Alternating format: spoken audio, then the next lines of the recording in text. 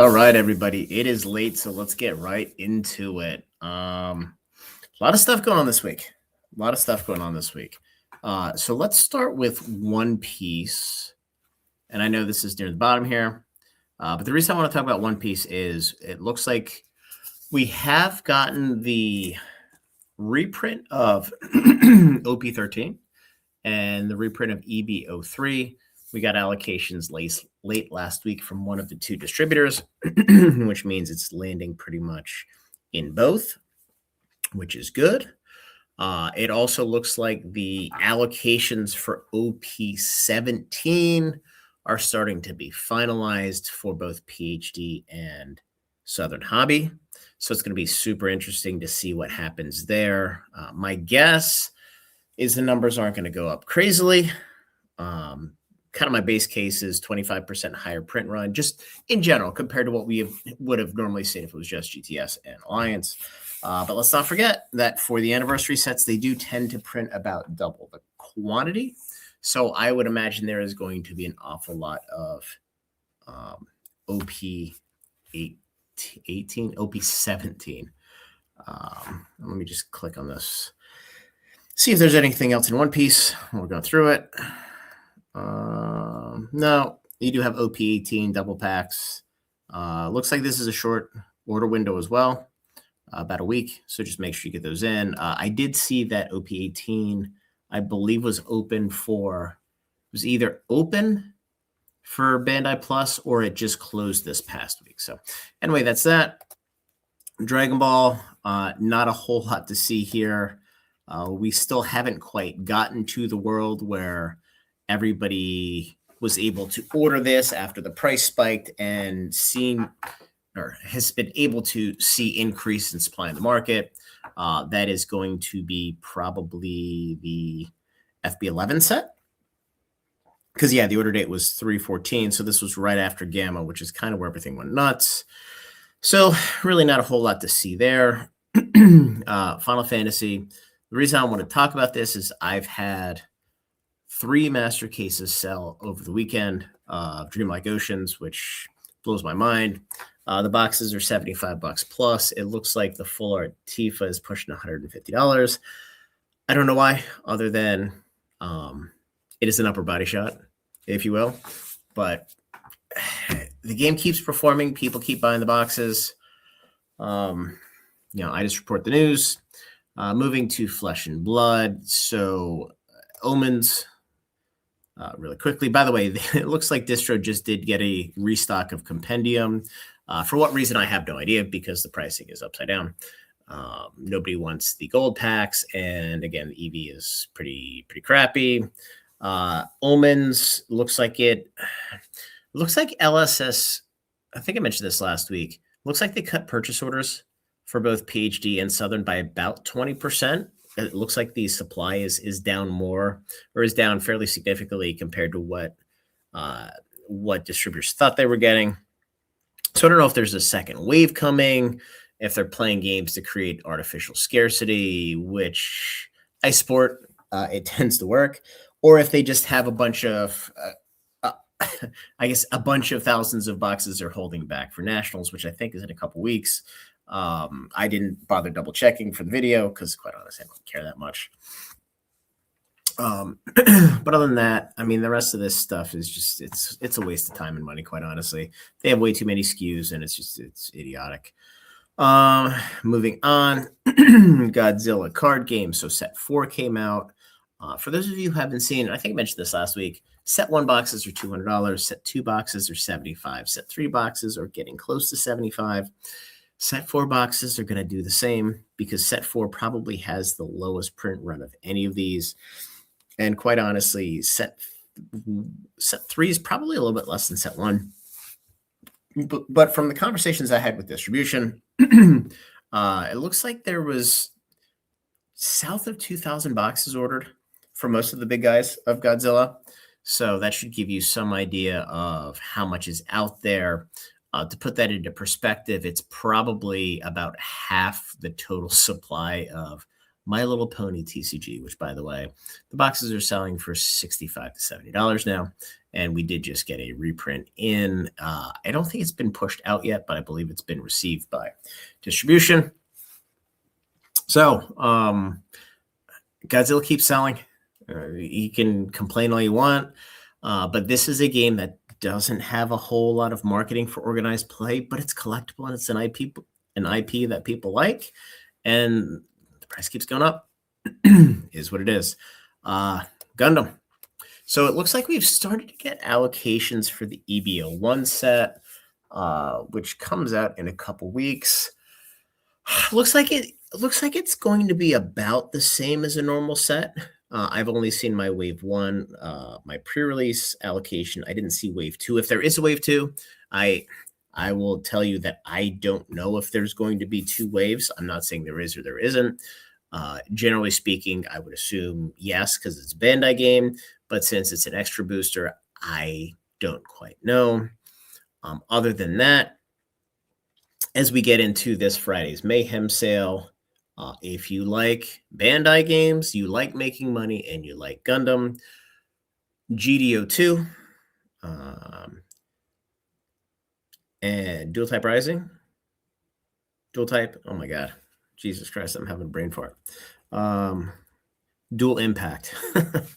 And GDO3, they call it BP now. I guess that's booster pack, but the box itself says GD for Gundam. I don't know.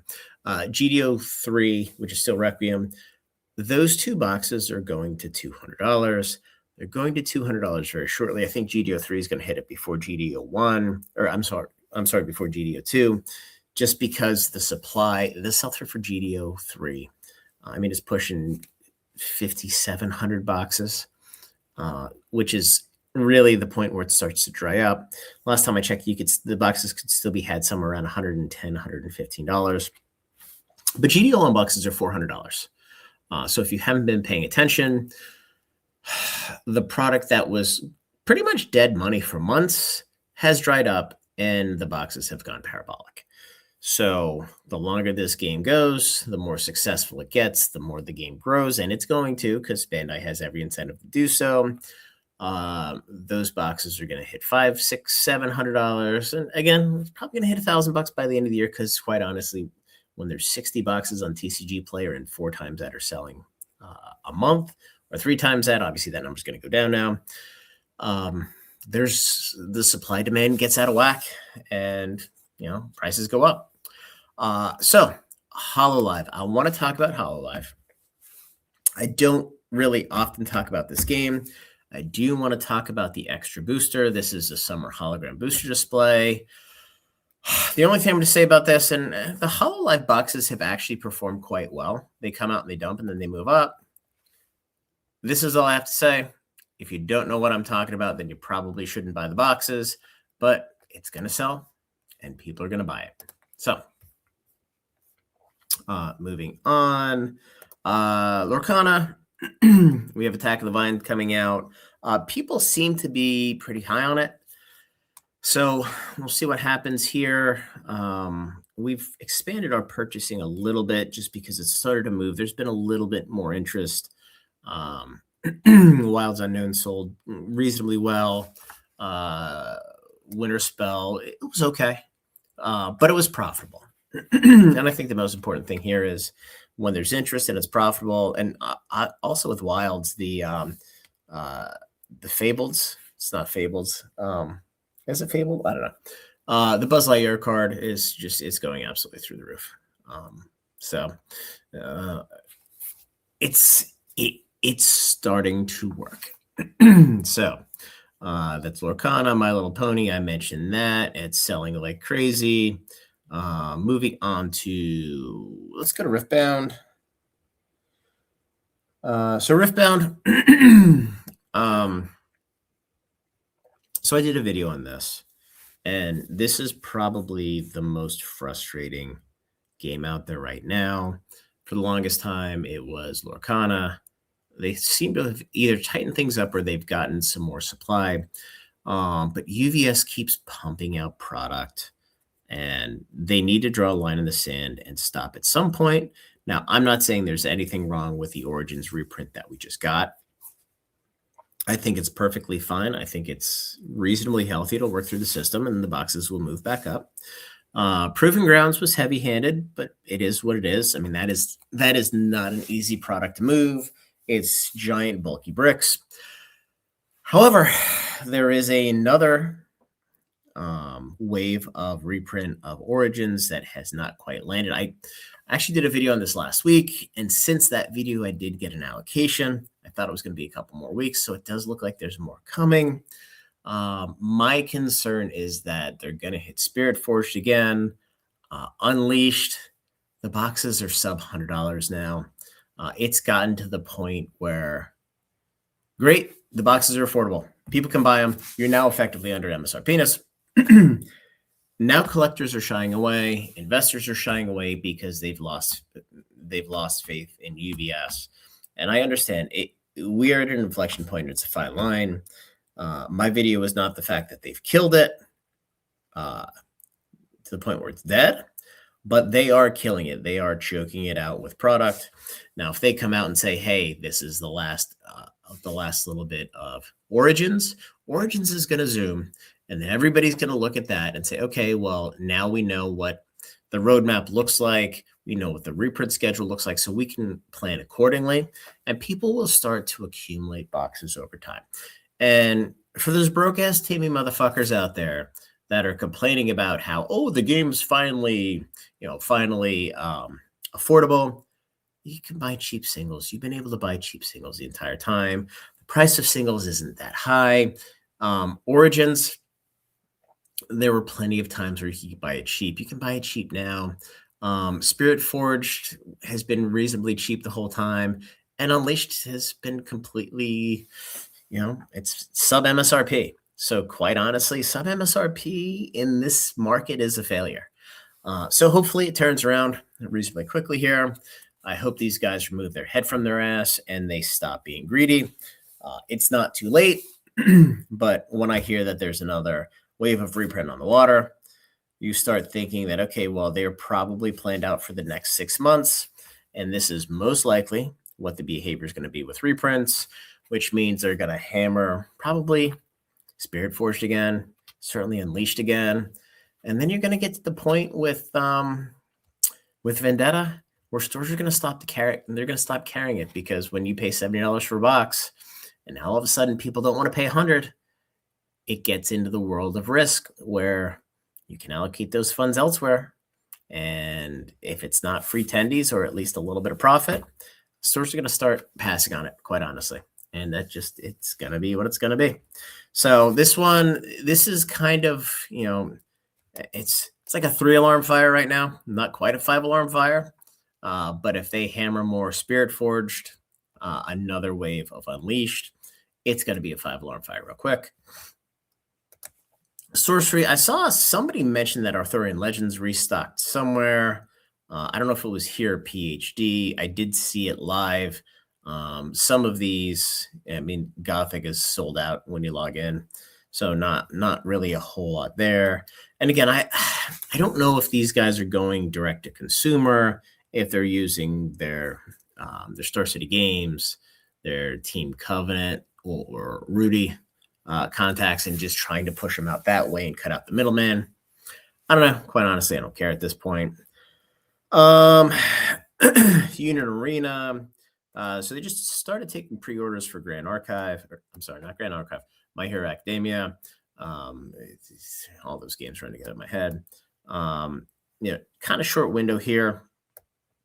We'll see what the Sakamoto set does. I think that comes out this coming week, and I believe it is the last set before we get to, I don't know if it's Slime or if it's 100 Girlfriends. That is Slime is the brick and mortar restricted. So this is going to be the one where we get a little bit, we just tighten up ever so slightly. So moving on, yes, I'm going to talk about Yu-Gi-Oh! Because everybody wants to know about Miraculous Monsters. Nothing here with Weiss. I have found out that the orders for Nikki Volume 2 at least in the mainstream distributors, seem to be like they're right on par with the orders for Nikki Volume 1. And for those of you who don't remember, Nikki Volume 1 came out and it settled right around 70, $75 until the second wave came out, which kind of smoked it.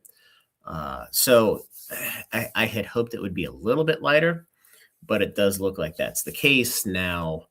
The non-mainstream distributors of Bushi, I don't know. They're not nearly as transparent, but we'll see.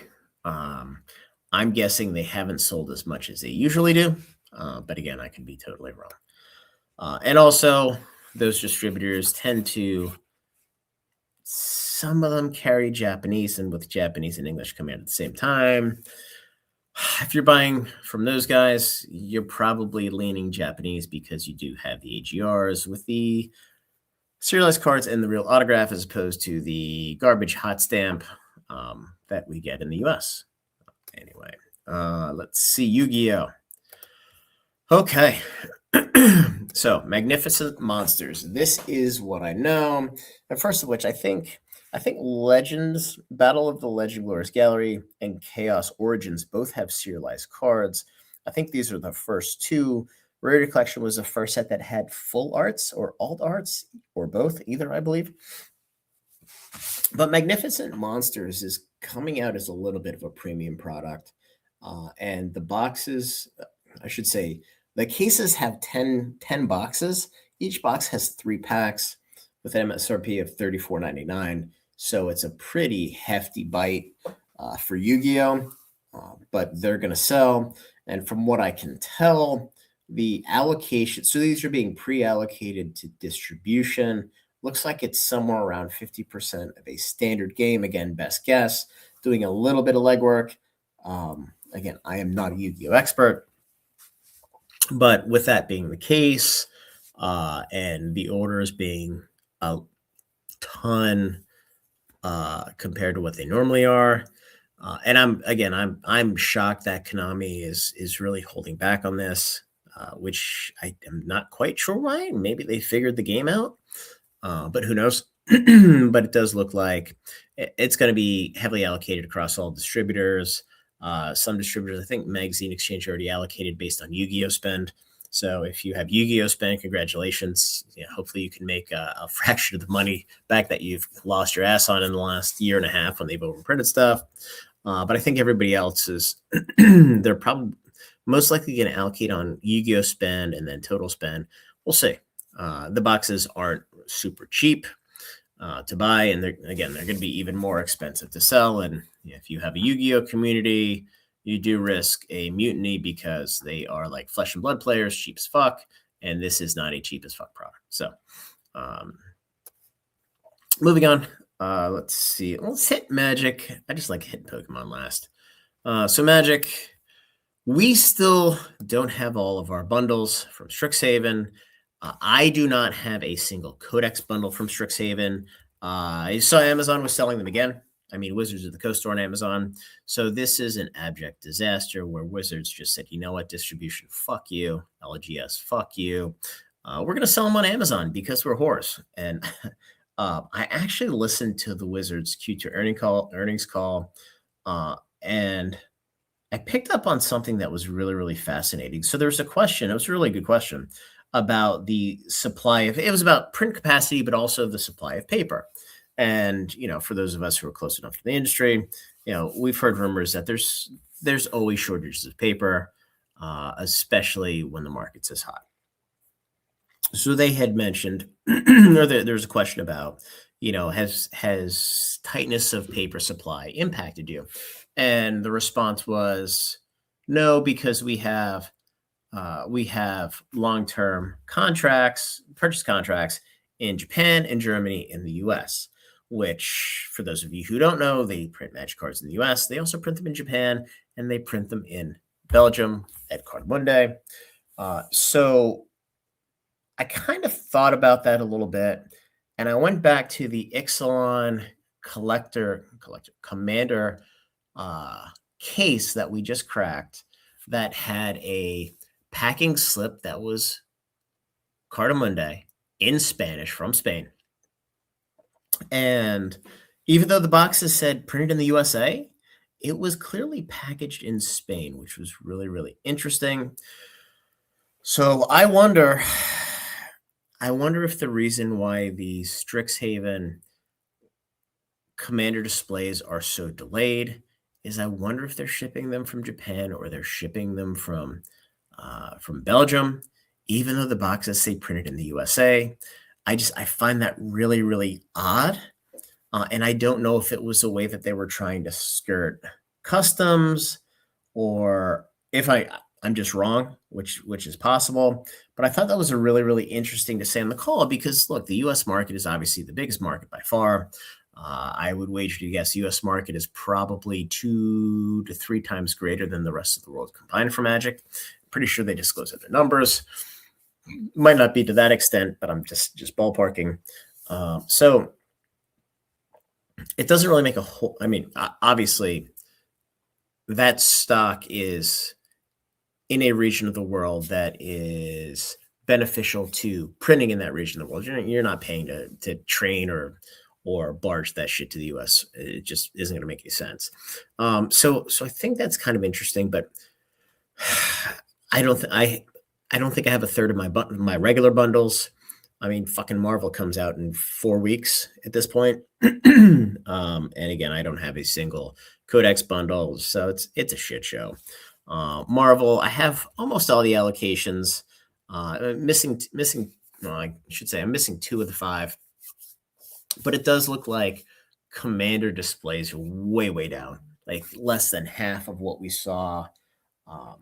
Less than half of what we saw for Strixhaven, and then the bundles are way down to the point where, I'm at a third of the bundles that I had for Strixhaven, to the point where it's like, wow, I might actually be able to sell all these through pre-release, which is crazy. But it looks like they've ratcheted them down pretty significantly because they can't get them. And I mean, look, but bundles and commander decks aren't really a huge selling product on Amazon. So those are a little head scratching. Now, obviously, they are for big bucks. So I'm sure we're going to see bundles in fucking Best Buy and Micropenis and all these places. Well, we're waiting to get ours for months on end. But that's just the way that these clowns are working right now. Beginner boxes, nobody ordered these. We offered to take everything that distro would give us, and they took us up on that. So we're going to have multiple dumpsters full of product. So the unfortunate part is they're not very expensive. So doing something that everybody else does doesn't help spend all that much. But hopefully there's some value in the beginner boxes for singles, especially early on. Collector Commanders look like it's about the same amount of product as Final Fantasy. The problem with Final Fantasy is I think we all underestimated when we saw our allocations how much of this shit was going to go to Amazon because they were dumping that for months on end. So I would just be careful overpaying for Collector Commanders early on because you're probably going to be able to get them for MSRP and Amazon for probably 4 months after the fact. If it's anything like Final Fantasy. Draft Nights are fine. Plays fine. Pre-release scene boxes are normal. Jumpstart. This is the one that really surprised me the most. Avatar. We got hundreds of boxes that we didn't think we were going to get because people didn't order them. It looks like they're super heavily allocated. In fact, I am 7% of my play boxes. Or I should say my jumpstart allocation is 7% of my play boxes, which is really, really low. And only getting a couple hundred jumpstart here, which quite honestly, it's like 15% of what I got for Avatar. It's really, really interesting to see what they're doing with jumpstart here because there's going to be shortage. The price of these, if there's anything good in here, should be reasonably high. I just don't know where they're all going because, again, this is probably not a great product to sell on Amazon. But, again, these guys are whores. They will go wherever the dollars are at the snap of a finger. And, if you listen to the earnings call, it doesn't seem like the CFO and Mr. Cox are on the same page because she tried to cut questions off the pass, and he just went straight diarrhea of the mouth a couple different times, which really cracked me up because he seems like a people pleaser and he has no business being on public earnings call. But I digress. So it's Marvel. Just another note: the gift bundles are obviously delayed. Moving on to The Hobbit, we talked about this. The Hobbit's going to be a weird one just because there aren't a whole lot of SKUs. So it's kind of unfortunate that there aren't any collector box or any commander decks. But it's a huge opportunity to buy commander displays of the original Lord of the Rings because they're going to go nuts and there's going to be some sort of synergy. Reality Fracture and these foundations. I talked about these last week. Really not a whole lot to talk about here, quite honestly. Nothing's changed. And moving on to the Chim Pokemon. All right. So, Chaos Rising released 2 days ago. People are buying the shit out of it. It's performing well. The market hasn't tanked. Quite honestly, and I think what a lot of you folks don't understand is the big stores who sell Magic, the margin on play boxes, a lot of times, if you get the 10%, 12% on play boxes, it's an absolute home run. A lot of times you sell them to churn spend because you're trying to grow allocations as quickly as you can. And that is the one product that just sits there if you don't sell it or get lucky at the right time. With Pokemon, everything sells itself at this point. So the large Pokemon stores that were dead in the water for a couple of years, they're selling Chaos Rising and, for 120% of what their cost is. So, 2.25 times their cost, I guess, if you will, if you want to look at it that way. These guys are socking a lot of product away, specifically booster boxes, because they know where the market's going. Everybody has zero confidence that the Pokemon company is going to come back and hit all these with reprints because, quite honestly, nobody knows what the world looks like going forward. Everybody only knows what's happened year to date, block to date plus last block. So even though there's a lot of product coming to market, it's not hitting the store. It's not hitting the end consumer because a lot of these folks have made so much money off their multiple thousands of booster box allocations from Pokemon. Quite honestly, they don't have to. And what else are you going to do with the money if you don't have any interest in growing Magic? Or, you can't really grow any other game because there's nothing big enough where you can put millions of dollars to work like this. You're better off sitting on booster boxes if you buy them from distribution. And if the price goes down, oh well. If the price goes up, great. So what we're seeing is there's no longer a dump of magnitude when these sets release because the big stores that matter aren't dumping product. And it's the smaller stores that they're like, hey, I can make $100 on this box or $150. I'm just going to sell it and dump it and move on because quite honestly, they're either growing allocations, they need it for operating expense, and quite honestly, they're probably getting a handful of cases anyway. So Mega 3 or Mega 4 is going to do really, really well. Now, I will tell you, it looks like the Wave 2 of ETBs, Wave 2 of Sleeved, and Wave 2 of the Mega Zygarde collections has started to land at distribution.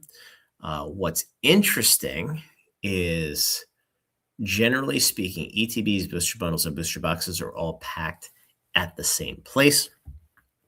And what we did see for Perfect Order was the ETB, Wave 2 of the ETBs and Wave 2 of the booster bundles. They came out very, very quickly, but the booster boxes did not. And the booster boxes are done. They've been done for a while. The same with Chaos Rising, I believe. But what's interesting is, for whatever reason, the Pokemon company is choosing not to push out Wave 2 for booster boxes, but they're pushing out everything else that's being packed in the same factory, in the same facility, relatively quickly after Wave 1. So the question is why? And, again, in my opinion, the most common or the most likely, the most I guess, common sense response is quite simply they probably want to raise MSRP going into 30th anniversary, which is where you're going to get the least resistance because people are just going to want the home run product. And the last thing they want to do is dump wave 2 of perfect order on and see the market dump because, again, the big stores aren't going to sell it. They're going to hold on to it because they know what's going to happen long term, especially in this market. But the broke-ass Timmy stores are going to dump it. They're going to panic.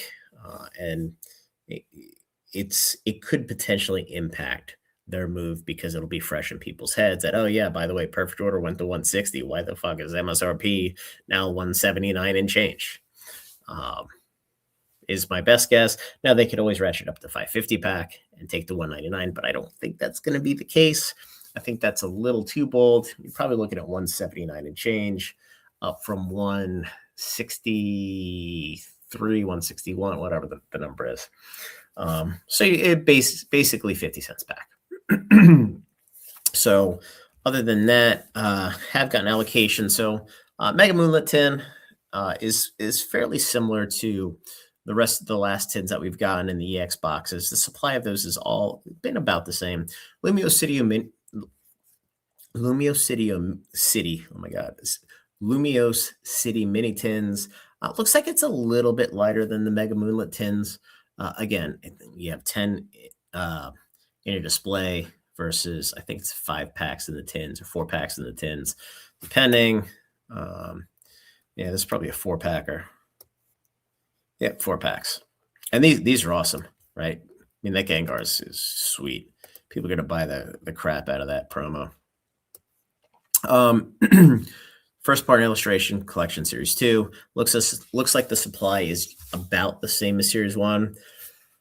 Battle decks, not a whole lot to talk about there. The Mega Greninja EX Premium Collections, I do want to mention that it does look like the supply of these is substantially less than what it is for the Mega Zygarde box.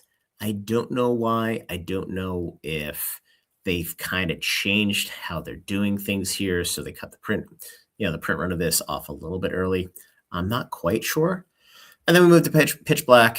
And Pitch Black, the supply for distribution is almost identical to what it was for Chaos Rising, which is good. It does look like these are going nuts in Japan, which is a little weird to me, but whatever. And then First Partners does look like we'll start to get some allocations for Series 3 this week. Again, I am anticipating that the supply of this is going to be the same as Series 2 and the same as Series 1, but we'll see. I'll keep you guys posted. So anyway, that's what we have tonight. So like the video, subscribe to the channel, join the Discord, and enjoy your Memorial Day.